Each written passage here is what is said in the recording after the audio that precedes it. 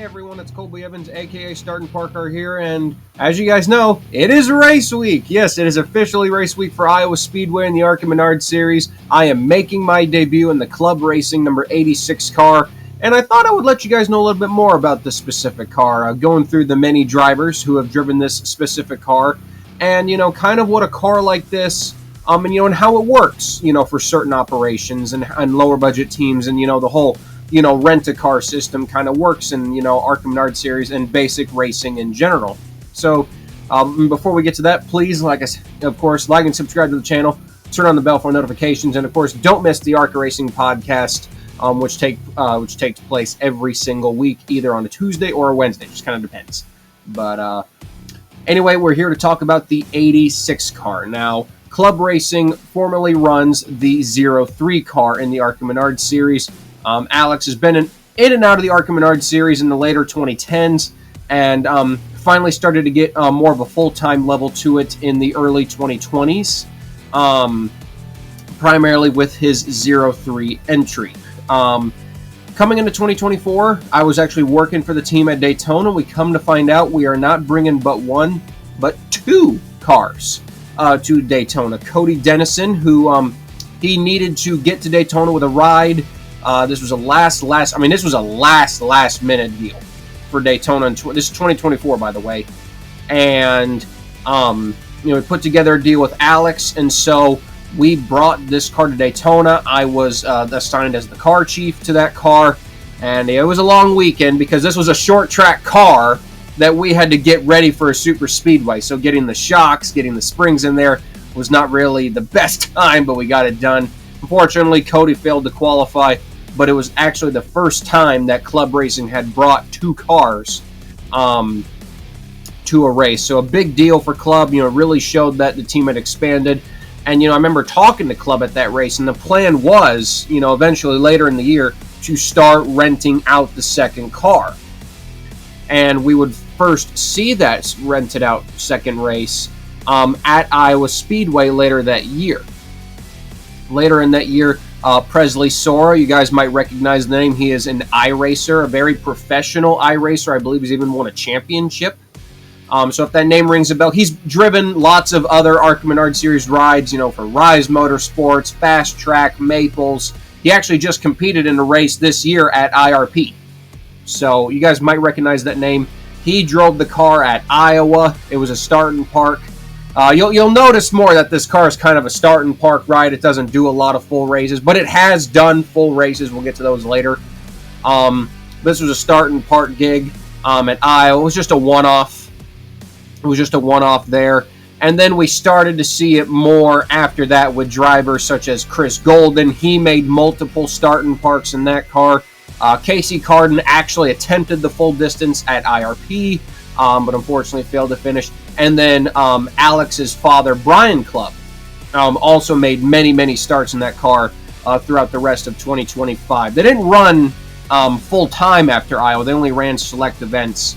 But yeah, it was just kind of a start just to get the 86, antiquated, get it in, just into the series, into the eyes of people like, hey, this car is out for rent if you want to drive it. Because, like I said, a lot of these backmarker teams, a lot of these driver owners, guys like Brad Smith and Dale Shear, they really don't let anybody drive their cars. They drive, their own, and that's that, even if someone were to bring some money. Whereas people like Andy Hillenberg, now Alex Clubb, even guys like Eric Caudell, they rent out their cars. And obviously Alex Clubb, it's a good money game for, and to stay in business, obviously, as well. So Alex wanted to obviously join that too, and I don't blame him. It's good money, and you got guys like me driving.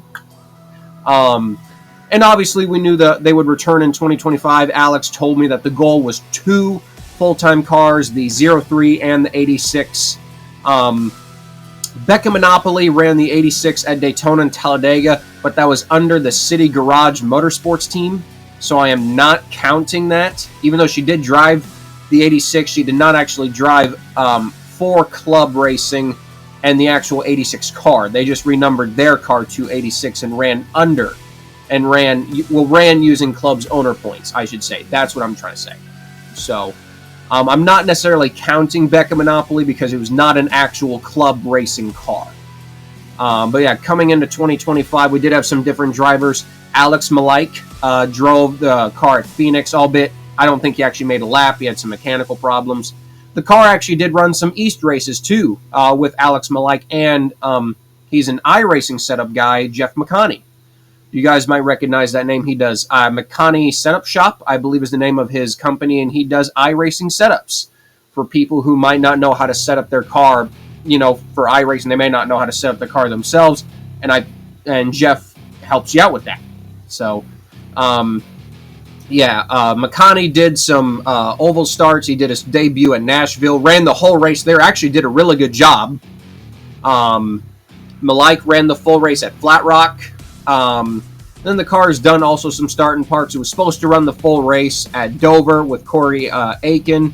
Unfortunately, had some troubles there. Nearly got hit. Thankfully, did not. And obviously, Doug Miller, the most recent driver of the previous week at IRP, was the most recent driver of the 86. And now I, Colby Evans, will be driving the car this weekend at Iowa Speedway. And I will be the 10th different driver to drive the Clubb Racing 86 car. And I'm probably not going to be the last to drive this car. Alex already told me some other people he's got lined up. And I wouldn't be shocked if we'll see even more different drivers drive this car either this year and definitely going into 2026. So as you could say, these cars get around. You can only imagine certain cars might only have one or two drivers their whole lifespans that get to sit behind the wheel. And the 86 car, well, it's now on its 10th driver in less than 2 years. And this is just the history of this car. I don't know the actual chassis history of this car. That will be posted to my timeline when I get to the track. Hopefully we can find out what chassis this car came from and the history behind that and just how many drivers drove it before Alex Clubb got it. To answer some motor questions, no, we will not have the Spec Yates or the Spec Ilmore. Alex gets the good motors, which rightfully so. He is the team owner after all, so we got to let him have it. No, but we'll have a legacy motor. Obviously, the legacy wing of the motors for Chevy, Ford, and Dodge, the legacy motors that are allowed. We have a C3 motor, in the car. I'm not really sure exactly how much horsepower it makes. It is old. It's definitely got some miles on it, but still makes a lot of horsepower, and we might be underpowered, but we're going to find our best to work around it and give the 86 its best run possible. So, like I said, I'm really excited for this weekend's race, and I thank you all for the continued support I've been getting on my X account, YouTube account. It's meant a lot to me because like I said, I'm honest for you guys right here. I'm just a small town kid from Casey's, who works at Casey's. God, I botched that. Yeah, I work at Casey's. It's my regular day job, and here I am driving a race car in one of NASCAR's top touring divisions in the ARCA Menards series. So, like I said, they always say childhood dreams come true. And, for anyone who watches this video, whether you're a racing fan or you're not, if I can achieve my dreams, as a nerdy racing fan who collected toy cars when he was a kid and is now doing the real deal, if I can do it, you can too. So, I guess we're ending the video with an inspirational message. But yes, if I can become a race car driver and do a couple of races in my lifetime, anybody can go live their dreams. You just have to get after it hard enough. So when they say go chase your dreams, you really mean it. And thank you to Alex Clubb and everyone at Clubb Racing for how hard they work in getting this car ready. And I'm just looking forward to it. So you guys know that drill, man. I want you all to watch FS1, Fox Sports 1, this Friday at 6 p.m. Central Time, 7 p.m. Eastern. Tune in. It's going to be a fun race.